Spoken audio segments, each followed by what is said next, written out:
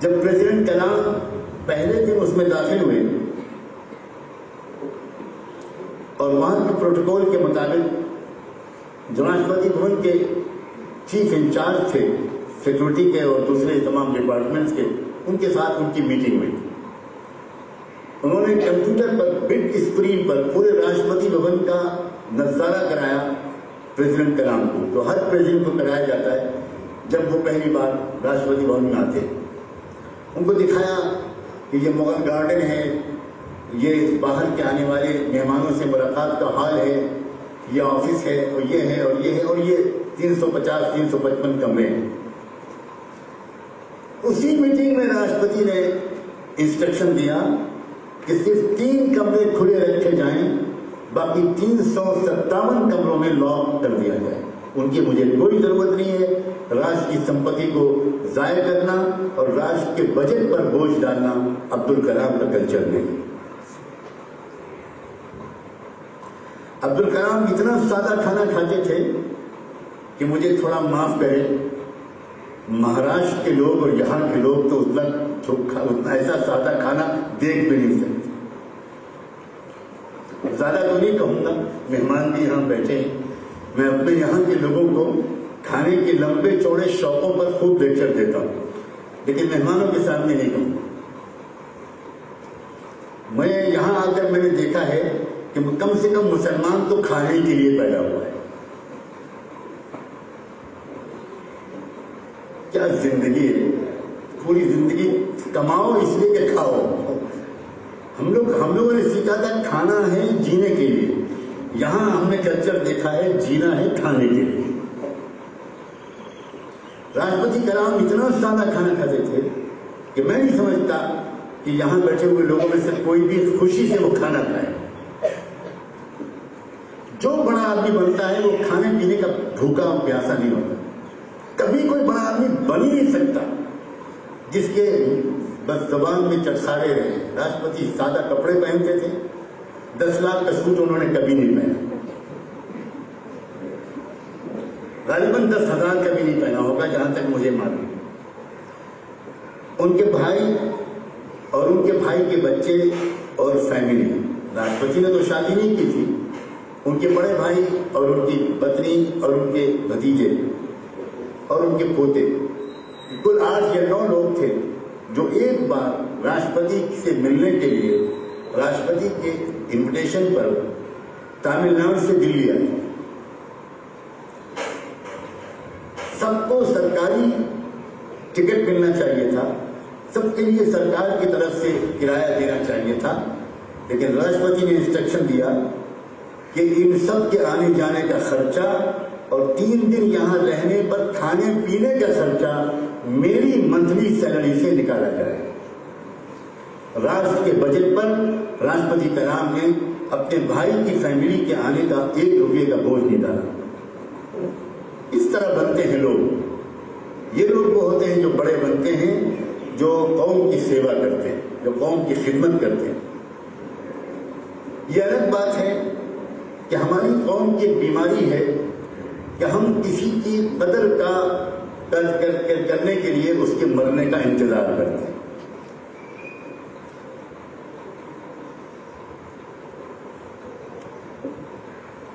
مولانا عطا اللہ شاہ بخاری انڈیا کے freedom struggle کے بہت بڑے عظیم سپاہی تھے. 40 یا 42 مرتبہ جیل گئے. ایک مرتبہ جیلر نے ان کو اپنے آفس میں بلایا جب وہ جیل میں تھے. برٹش جیلر تھا، برٹش آفیسر تھا، برٹش گورنمنٹ تھی. ایک پیس آف پیپر، ایک کاغذ کے ٹکڑا اس جیلر نے ان کو دیا جس پر انگلش میں یہ لکھا ہوا تھا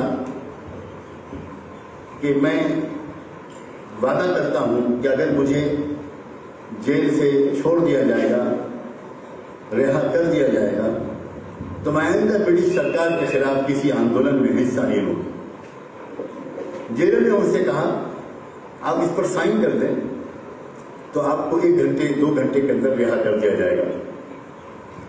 عطا اللہ شاہ بخاری نے اس کاغذ کو لیا اور اس کے اوپر 3 مرتبہ تھوکا اور थूक कर नीचे पैरों तले अपने चप्पल से कुचल दिया और कहा कि जेलर साहब, इतने दिन से मैं आपके यहाँ हूं, अब अभी तक नहीं समझे कि हम शेरों की औलाद हैं। क्या बहादुर लोग थे, क्या कुर्बानियां उन्होंने दी हैं। भूल गए आज हमारे बच्चे। ऐ बच्चों, हम कोशिश करेंगे कि आपको सही इतिहास पढ़ाएं, सही तारीख पढ़ाएं। हमें शिकायत है और दुख है इस बात का कि भारत में बच्चों को सही इतिहास नहीं पढ़ाया जाता। इस स्कूल में पढ़ने वाले बच्चों को यह मालूम है कि 22,000 उलमा को एक रात में फांसी दी गई। एक रात। किस स्कूल के बच्चों को मालूम है कि जामा मस्जिद दिल्ली और चांदनी चौक से लेकर लाहौर के गेट तक कोई दरख्त और कोई पेड़ ऐसा नहीं था जिसमें किसी न किसी मुस्लिम आलिम की लाश लटकी हुई ना। किसको मालूम है ये बात कि 600 उलमा को किस तरह मारा गया। एक तो है फांसी पे लटकाना, 600 उलमा को उन्होंने इस तरह मारा कि तोपों के जो दहाना होता है, जहां से गोला निकलता है, उसके मुंह पर उस आलिम को बांध दिया जाता था और तोप का गोला छोड़ा जाता था तो उस आलिम के छोटे छोटे जर्रे उसके बदन के 1 किलोमीटर हिस्से में फैल जाया करते थे। इन कुर्बानियों के बाद देश आजाद हुआ। आज हमारे देश के कितने लोग देश के सीक्रेट्स को चंद लाख और चंद करोड़ रुपए के बदले में बेच रहे हैं। आए दिन खबर आती है कि फला होम मिनिस्ट्री में, फला डिफेंस मिनिस्ट्री में फला शख्स पकड़ा गया, फला लोग पकड़े गए, वो सरकारी फाइलों को भेज रहे थे, फला मुल्क के एम्बेसी जहाज बेच रहे थे। बच्चों, हम मायूस नहीं हैं। नाउम्मीद होना कभी भी किसी ईमान वाले का मिजाज नहीं होता। दुनिया कुछ जितनी भी बदल जाए, हमें नहीं बदलना। हमको अपनी वैल्यूज पर जमना है। हमको इस मुल्क के लिए, इसकी तरक्की के लिए, इस देश के लिए और समस्त मानवता के लिए, पूरी इंसानियत की तरक्की के लिए संघर्ष करना है, त्याग करना है, कुर्बानियां देनी है और हमें अपने उन पुरखों पूर्वजों के रास्ते पर चलना है जो देने के लिए जीते थे, लेने के लिए नहीं जीते थे, जो कुर्बानियां देते थे, जिनके बहुत बड़े बड़े ख्वाब थे, बड़े सपने थे, बहुत ऊंचे उनके इरादे थे, बहुत पाक उनके इरादे थे, बहुत मजबूत उनके हौसले थे। ऐसा नहीं है कि हमारे समाज में सब लोग बिगड़ गए। आज भी हमारे समाज के आम लोगों में अच्छे ही लोगों की ज्यादा मेजॉरिटी है। परेशानी इस बात की है कि वो अच्छे लोग अलग अलग हैं। यहां एक छोटी सी कोशिश, एक छोटा सा प्रयास इस बात का किया जा रहा है कि सब अच्छे लोग इकट्ठा हो, सब अच्छे लोग इकट्ठा हो, पॉजिटिव सोच के लोग इकट्ठा हो और उनकी मेजॉरिटी है, हर समाज में उन्हीं की मेजॉरिटी है, लेकिन वो बेआवाज हो गए, उनकी कोई आवाज नहीं है। आवाज जो है वो पूंजीपतियों की है, आवाज जो है वो मिलियनाइट्स और बिलियनाइट्स की है। मीडिया उन्होंने खरीद रखा है, पॉलिटिक्स पर उन्हीं का गलबा है, लेकिन जनता की जो आवाज है, आम पब्लिक की जो आवाज है, ये सबसे मजबूत आवाज है। शर्त ये है कि ये इकट्ठा, एक दूसरे से मिलते रहेंगे, एक दूसरे से हमारा कम्युनिकेशन बढ़ता रहेगा तो हमारी गलतफहमियां भी दूर होती रहेंगी, हमारी आपस में मोहब्बत बढ़ती रहेगी। इसलिए जब भी कोई ऐसा अवसर होता है, हमारा दिल चाहता है कि कम से कम इस इलाके के जितने भी अच्छे लोग, जितने भी नामी गिरामी लोग, जितने भी नुमाइंदा लोग, जितने भी इन्फ्लुएंशियल लोग जो अपने अपने परिवारों में, अपने समाजों में, अपने गांव में, अपने इलाके में कुछ प्रभाव रखते हैं, असर रखते हैं, वो जरूर जमा हों।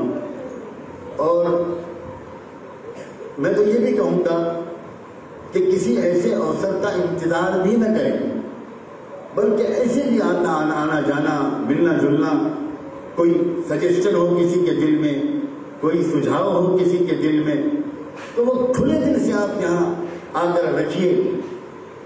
ہو سکتا ہے کہ آپ کسی ایسی نیکی کا ہم کو مشورہ دے دیں جس کا ہم کو خود خیال نہ ہے۔ میں نے کئی بار یہاں آنے والے بعض بھائیوں سے، رنگے بھائی سے اور بھی لوگوں سے یہ بات کہی کہ اگر علاقے کے اندر کسی غریب کے گھر میں کھانا نہ پک پا رہا ہو، کسی کا علاج نہ ہو پا رہا ہو، کسی کے کوئی دکھ درد ہو، تو آپ کم سے کم ہمیں سوچت کر دیجیے، ہم کو اطلاع کر دیجیے۔ ہم یہ نہیں کہتے کہ ہم ہر ضرورت میں کام آ پائیں گے، بہت چھوٹے لوگ ہیں، بہت ہی لمیٹڈ، بہت چھوٹے سے سادھنوں سے، عام غریب لوگوں کے سہیوگ سے یہاں جو کچھ بھی کام ہوتا ہے ہو رہا ہے، لیکن پھر بھی ہم کوشش کریں گے کہ اس پریشان حال بھائی اور بہن کی جو مدد کر سکیں یا کروا سکیں وہ ہم کریں، تاکہ کم سے کم ایک علاقہ تو ایسا بنے۔ اور یہ بات واقعی ابھی آپ نے بالکل ٹھیک کہی، اور ہمارے زید نذیر صاحب نے بھی یہ بات کو دہرایا تھا کہ یہاں جو پریاس ہو رہا ہے صرف دیش میں نہیں، پورے اس ملک میں، یہاں نہیں بھارت میں، دور دور تک پورے وشو میں اس کا چرچا پہنچ چکا ہے۔ میں نہیں کہتا کہ یہ اس کے لائق ہے کہ یہ چرچا ہو، اس سے بہت اچھے اچھے پریاس اور جگہ پر ہو رہے ہوں گے، لیکن کہیں پر اگر اندھیرا ہوتا ہے تو ایک چھوٹا سا دیا جلانے سے بھی وہاں روشنی آ جاتی ہے۔ وہ کمال اس دیے کا نہیں ہوتا، وہ تو بڑائی اس اندھیرے کی ہوتی ہے، کیونکہ اندھیرا زیادہ ہے تو اس لیے چھوٹا سا دیا بھی اندھیرے کو دور کرنے میں کسی نہ کسی حد تک کامیاب ہو جاتا ہے۔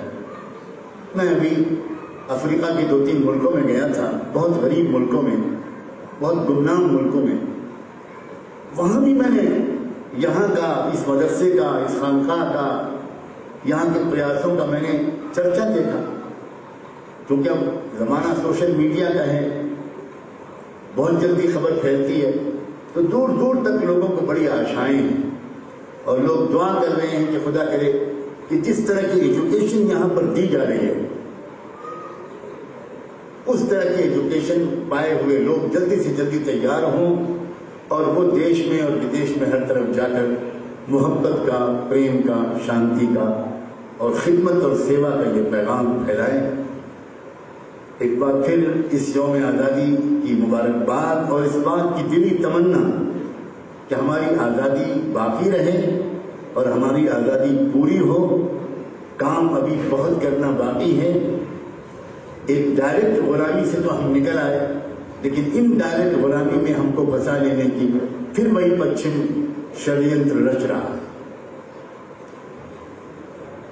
اور یہ اس وقت تک ہم کو مکمل آزادی نہیں مل پائے گی جب تک دیش کے اندر، لوگوں کے اندر آپس میں اسی طرح کی محبت، اسی طرح کا اتحاد، اسی طرح کی یونٹی دوبارہ نہیں واپس آئے گی جیسی کہ اس وقت تھی جب ہم نے پہلی آزادی کی لڑائی جیتی تھی۔ ہم کو دوبارہ اس دیش کو آزاد کرانا پڑ رہا ہے۔ اچھی طرح نوٹ کیجیے اس بات کو کہ ہمارا دیش اب پوری طرح پہلے کی طرح آزاد نہیں رہا۔ اب تو یہ حالت ہو گئی ہے کہ اگر کسی اسٹیٹ میں اگر بجلی کے کھمبے بھی لگانے ہیں تو ہماری سرکار کو ورلڈ بینک سے پوچھنا پڑتا ہے، ورلڈ بینک سے قرضہ لینا پڑتا ہے، ورلڈ بینک کے سامنے اسکیم کو رکھنا پڑتا ہے، تب ہم یہاں ہماری سرکار بجلی کے کھمبے لگا پاتی ہے۔ عام طور پر لوگوں کو معلوم نہیں ہے، ہماری سرکار والمارٹ جو سب سے بڑا مارکیٹنگ ہاؤس ہے، پرائیویٹ مارکیٹنگ کمپنی ہے امریکہ کا، اس کو بھارت میں ریٹیل کاروبار کرنے کی پرمیشن دے دی گئی ہے۔ یہ بہت خطرناک چیز ہے۔ والمارٹ والوں نے، آپ جانتے ہیں اب اگلی پرمیشن کیا مانگی ہے، انہوں نے کہا ہے کہ اگلے 6 سال کے اندر ہم کو یہاں پر اپنے جتنے بھی ہم شاپنگ مالز کھولیں گے پورے بھارت میں، ان کی سیکیورٹی کے لیے ہم کو 1,40,000 سیکیورٹی کے پرسونل امریکہ سے منگانے پڑیں۔ اب آپ سوچئے، کیونکہ اب بھارت کی सिक्योरिटी फोर्सेस, भारत की पुलिस, भारत की इंटेलिजेंस, भारत की सिक्योरिटी एजेंसीज पर उनको भरोसा नहीं है और वो अमेरिका से लाएंगे अपने सिक्योरिटी के लोग 1,40,000। याद आता है मुझको वो जमाना जब ईस्ट इंडिया कंपनी भारत में आई थी कारोबार के नाम पर, और उसने कारोबार के नाम पर यहाँ पर कारोबार का लाइसेंस लिया था, और बाद में उसने उन मुस्लिम मुगल बादशाहों के में से आखिरी लोग जो अय्याशी करते थे, जो शराब पीते थे, जो देश को सही चलाने की तरीका नहीं रखते थे, चाहे वो रंगीला शाह हो, चाहे वो मोहम्मद शाह हो, ये लोग जो जिन्होंने दरअसल इस देश का सत्यानाश किया, उनसे ईस्ट इंडिया कंपनी ने पहले कारोबार की परमिशन ली, और कारोबार की परमिशन लेने के बाद उन्होंने कहा कि हमको तो अपने यहाँ के रिटायर्ड आर्मी के लोग बुलाने पड़ेंगे, इसलिए कि हमारे गुलामों और हमारे जो दुकानें हैं उनकी हिफाजत के लिए हमको यहाँ के आपकी फौज पर और आपकी पुलिस पर भरोसा नहीं है। वही फौज आई थी और उसी ने भारत पर कब्जा किया था। एक बार दोबारा वही तारीख दोहराई जा रही है। हमको दोबारा आजादी की लड़ाई लड़नी है, और दोबारा आजादी की लड़ाई न लड़ने पाए हम, इसलिए हमको दोबारा लड़ाया जा रहा है। अच्छी तरह मैं बहुत साफ कहता हूँ, मुझे बहुत मैं गहराई से अंदर के हालात को जानता हूँ। ये आपस में जो हिंदू मुस्लिम दंगे, जो सांप्रदायिक तनाव और जो आपस के झगड़े उठाए जा रहे हैं, ये बड़े बड़े मल्टीनेशनल बड़े बड़े कंपनियों के कहने पर उठाए जा रहे हैं, उनके इशारे पर उठाए जा रहे हैं, उनकी इंटरेस्ट को सेव करने के लिए उठाए जा रहे हैं। लेकिन उस वक्त भी वो नाकाम हुए थे, आज भी वो नाकाम होंगे इंशाअल्लाह। उस वक्त भी उनको नाकाम करने में फकीरों ही ने कुर्बानियां दी थी। एक बार फिर हम फकीर दोबारा अगर इकट्ठा हो जाएंगे तो दुनिया की कोई ताकत हमारे देश को गुलाम नहीं बना पाएगी। फिर एक वक्त आएगा कि इस देश से ज्ञान का और इल्म का एक हवा चलेगी, एक हिदायत की रोशनी फैलेगी। मुझे तो ये भी यकीन है कि हमारे भारत की एक पुरानी परंपरा है कि जहाँ पर गंगा और जमुना का संगम होता है वहाँ पर तीर्थ स्थान बनता है। मुझे अच्छी तरह यकीन है कि जब इस भारत में हिंदू मुस्लिम का संगम बनेगा, भारत में इंसानियत का संगम बनेगा, और भारत में जब आदम अलैहिस्सलाम जो जन्नत से उतार कर भारत में भेजे गए थे उनका और पैगंबर मोहम्मद का संगम बनेगा, उनके जरिए आने वाले ज्ञान का संगम बनेगा, उस वक्त ये भारत ऐसा तीर्थ स्थान बनेगा कि सारी दुनिया के लोग शांति लेने के लिए पद यात्रा करके यहाँ पर आएंगे। ये है भविष्य भारत का, लेकिन उसके लिए हमें तुमको अपने पुरखों की तरह कुर्बानियां देनी पड़ेगी। आने वाले मेहमानों का बहुत बहुत शुक्रिया, और हम सब के लिए बेहतर मुस्तकबिल की दुआएं।